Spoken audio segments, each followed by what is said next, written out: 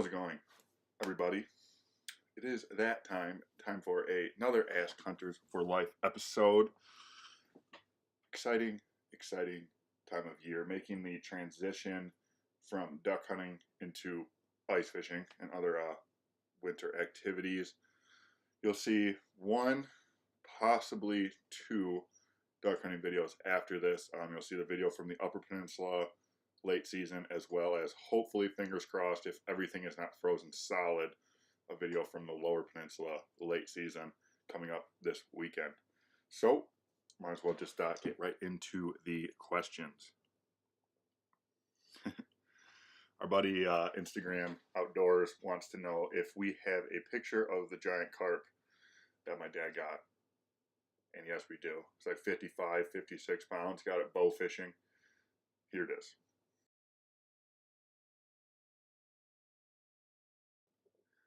Our buddy Daniel Henley wants to know what setup we use to catch fish through the ice.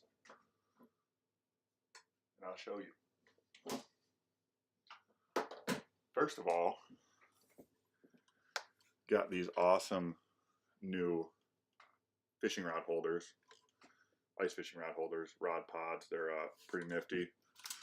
Keep you from breaking your favorite fishing rod. Most of our ice fishing consists of panfish, bluegills, crappies, perch, some pike. Every now and again, we'll dumb luck our way into catching a walleye. Do some trout fishing. But for pan fishing, I like to use longer fishing rods. This is actually a custom one of our buddies made for us. Tungsten jig. Got it all tangled. Little tungsten jig. I usually don't actually use tungsten jigs, but everybody else does, so I'm going to give them a try. I meant to grab the other rod. Inline reel, though, if you guys haven't seen these, it's kind of brings almost, probably going to get bashed on by the fly fishing community for saying this, almost brings a fly fishing type feel into the ice fishing game. Oh. The bait that you guys have probably seen me rave about, though, is, well, still got a dead wax worm on there. Haley jig. Catch any species of fish. This is like a 28, 26 inch St. Croix. Nice thing about the Haley jig is you can use a little heavier line. I got 6 pound on this one and 4 pound on the other one. Get that back on there. Okay. Thank you for that question. As far as tip ups, we like to use frozen smelt. One, it's cheaper. Two, you don't have to worry about it dying because it's already dead. And the pike really seem to love it.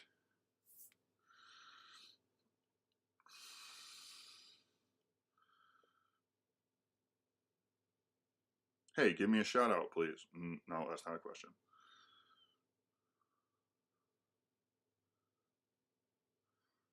Anthony Bruner wants to know, when am I going to get a mystery tackle box? Been signed up for mystery tackle box probably for almost a year now. Been signed up for Lucky Tackle Box for probably 6-7 months. And with it being winter and there not much bass fishing to be doing, we're just gonna give them all. We're gonna give them all away in our giveaways.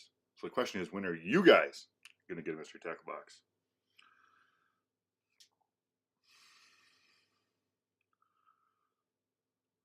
Okay. Our buddy Phil Gooderly would like to know, for our late waterfowl season, is it ducks and geese or just geese? For our 2-day late season, at least in the Upper Peninsula, we only have the 2-day late season, and it is ducks and geese. Down here, this next weekend is ducks and geese, and then after that, could be going on. No, I think January 1st to like February 17th or something like that is just the late goose season. Thank you for that question.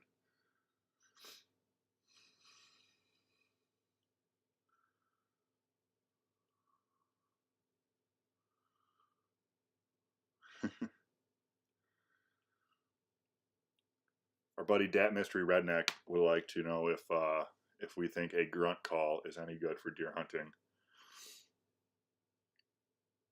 Honestly, I can say I've never actually used a grunt call. I have used the the dough in a can or whatever it is, just a little, bottle, and you flip it over and it makes dough sounds.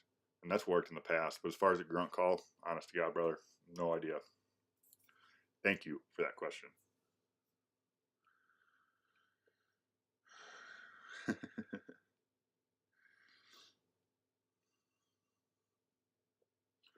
Our buddy Musky Hands wants to know, what is your favorite bait to use ice fishing? Haley jig. All chrome, smallest size possible, tipped with a wax worm. I actually just bought we got an awesome bait shop down here in Oakland County, just opened up about a year ago. And I went to Bass Pro, went to Field and Stream, when I went to Cabela's online, and nobody had a Haley jig. Walk into this bait shop, real small place, and they had, an entire rack of Haley jigs. So I added a 12 chrome Haley jigs to my tackle box, and that's honest to God. Aside from the one tungsten jig that's on my rod, all I really use is a Haley jig. And I mostly put that tungsten on there because the tip on that rod, I haven't tried it out yet, but I think it might just be a little too sensitive for the heavy Haley jig. Hopefully it's not, though, and I'll just put a Haley jig on there. Thank you for that question, Musky Hands.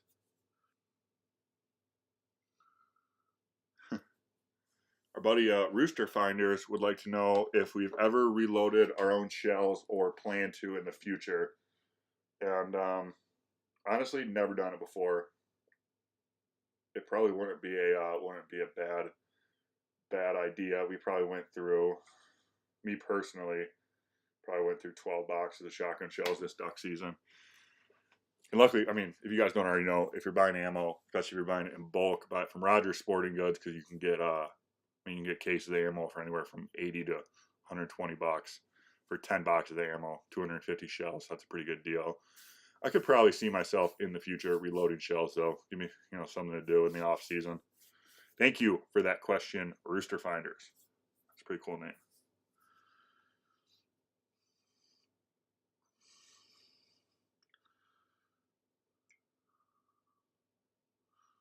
Ooh.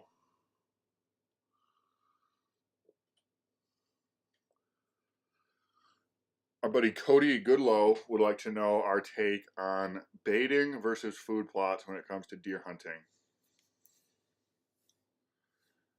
We've personally only done food plots one time, and it was successful, but the only thing is we're not farmers by any means. We use that throw and grow. So it worked, but it didn't work as good as it could have if we would have done more research or actually kind of really known what we were doing. So most of the time we do baiting. We have hunted over other people's food plots before, and the one good thing that I can say about food plots is you put your time in preseason to get them growing, all that kind of good stuff, and then you don't have to walk into your spot like you do when you're baiting. Whether you bait once a week, twice a week, once every other week, whatever it may be. You have to literally walk right in to where you want the deer to be, getting sent, all that kind of good stuff. Well, bad stuff, I guess, into the area to dump your bait. Where with the food plot, walking in from here, your blind's here, and your food plot's out here. You never actually have to stink up the area where you want the deer to come.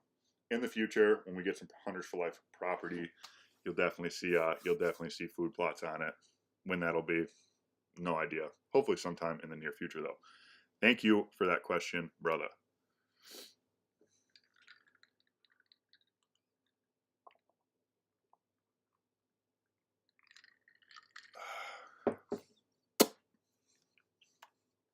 All right, well, that was a quick little video. That's all the questions we got for episode 20. If you guys would like us to answer a question, leave it in the comment section down below. If you'd like us to shout out your YouTube, just say, hey, shout out my YouTube, Instagram, Snapchat, MySpace, whatever it may be. Ask a question. We'll answer it. We'll shout you out. And thank you guys for watching. Thank you for your support. Thank you for all of your donations. We could not do what we do without you guys. So if you're interested in picking up, this isn't Hunters for Life apparel. If you're interested in picking up Hunters for Life hats or t-shirts, go over to huntersforlife.com. Link down in the description. I don't know why I'm out of breath right now. That's also where you can make a donation if you're interested. 100% of the money goes back to helping people in need. And like I said earlier, we can't do what we do without you guys. So thank you for watching. Thank you for your support. as always, happy adventures.